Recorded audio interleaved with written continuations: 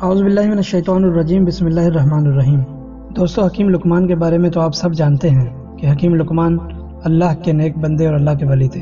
آپ کی ولادت حضرت داؤد علیہ السلام کے دور میں ہوئی اور آپ کا وصال حضرت یونس علیہ السلام کے دور میں ہوا، جو رملہ کے قریب ہے اور رملہ فلسطین میں واقع ہے۔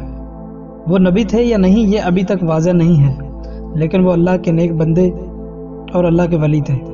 لقمان کے معنی کثیر الحکم والعقل، یعنی بہت زیادہ عقل والا اور لقم والا ہے۔ آپ کے نام میں حکیم آتا ہے اور حکیم طبیب کو کہتے ہیں۔ اللہ تعالیٰ نے حکیم لقمان کو حکمت اور دانائی بخشی تھی۔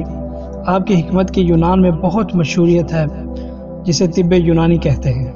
قرآن پاک میں اگر کسی چیز کا ذکر آ جائے تو وہ چیز بڑی عظمت والی اور اس کا وقار اور درجات بلند ہو جاتے ہیں، مگر یہاں تو اللہ تعالیٰ نے حکیم لقمان کے نام سے ایک پوری سورت نازل فرمائی۔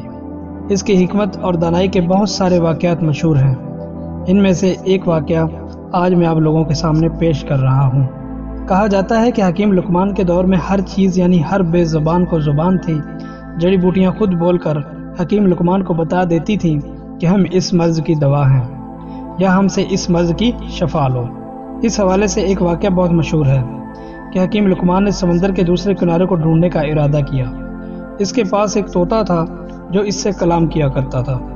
حکیم لقمان نے اپنی حکمت سے جڑی بوٹیوں کے ساتھ ایک ایسی دوا تیار کی جس کے کھانے سے طوطا بغیر کچھ کھائے پیے اور بنا تھکاوٹ کے 6 ماہ تک اپنی اڑان کو جاری رکھ سکتا تھا۔ حکیم لقمان نے 2 ایسی گولیاں تیار کی جن میں سے ایک اس نے اس طوطے کو کھلا دی اور دوسری اس کے گلے میں باندھ دی، اور طوطے کو نصیحت کی کہ اس گولی کے کھانے سے 6 ماہ تک بغیر کسی تھکاوٹ کے اور بغیر کسی بھوک پیاس کے تم اپنی اڑان کو جاری رکھ سکتے ہو، اور ساتھ یہ نصیحت بھی کی کہ اگر تمہیں کہیں پر بھی تھوڑی سی بھوک یا پیاس تھکاوٹ محسوس ہو تو تم دوسری گولی کھا کر وہیں سے اپنی واپسی کا سفر پکڑ لینا اور آگے مت جانا۔ طوطے نے حکیم لقمان سے اجازت لی اور سمندر کی طرف اپنی اڑان کو جاری کر دیا۔ طوطا مسلسل 6 ماہ تک اپنی اڑان کو جاری رکھے ہوئے تھا، لیکن ابھی تک اسے سمندر کا دوسرا کنارہ نہیں ملا تھا۔ طوطے کو اڑتے ہوئے 6 ماہ سے زیادہ عرصہ گزر گیا تھا۔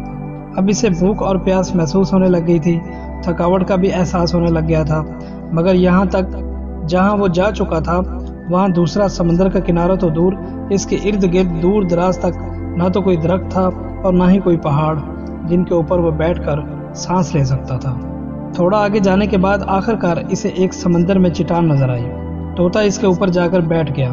دراصل وہ چٹان نہیں بلکہ ایک بہت بڑی مچھلی تھی، لیکن طوطے کو ابھی یہ نہیں پتا تھا کہ یہ چٹان نہیں ایک بہت بڑی مچھلی ہے۔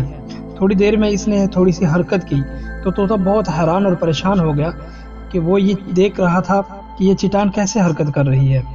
جب مچھلی نے اپنا منہ باہر نکالا تب وہ بھی اس طوطے کو دیکھ کر حیران ہو گئی اور اس سے کلام کرنے لگی۔ کیونکہ اس وقت ہر چیز کو زبان تھی، اس لیے مچھلی نے اس سے پوچھا کہ تم کون ہو اور یہاں تک کیسے آئے؟ طوطے نے کہا تم کون ہو؟ تو مچھلی نے کہا کہ میں اس سمندر کی مخلوق ہوں۔ تب طوطا بہت حیران ہوا اور کہنے لگا کہ اللہ کی پناہ، میں نے اپنی زندگی میں آج تک کبھی بھی اتنی بڑی مچھلی نہیں دیکھی۔ اس نے کہا میں حکیم لقمان کا طوطا ہوں اور مجھے لقمان حکیم نے سمندر کا دوسرا کنارہ ڈھونڈنے کے لیے بھیجا ہے۔ میں نے بہت زیادہ سفر کیا ہے لیکن ابھی تک مجھے سمندر کا دوسرا کنارہ نہیں ملا، اور اب میں بہت تھک گیا ہوں اور اب اس سے آگے میں نہیں جا سکتا۔ کیا تم جانتے ہو کہ سمندر کا دوسرا کنارہ کہاں پر واقع ہے؟ تب مچھلی نے کہا تم مجھے پہلے یہ بتاؤ کہ تم یہاں تک پہنچے کیسے ہو؟ نہ تو یہاں کوئی پہاڑ ہے اور نہ ہی کوئی درخت جن کے اوپر بیٹھ کر تم سانس لے کر یہاں تک پہنچ سکو۔ تب اس نے حکیم لقمان کا سارا ماجرا اس مچھلی کو بتایا۔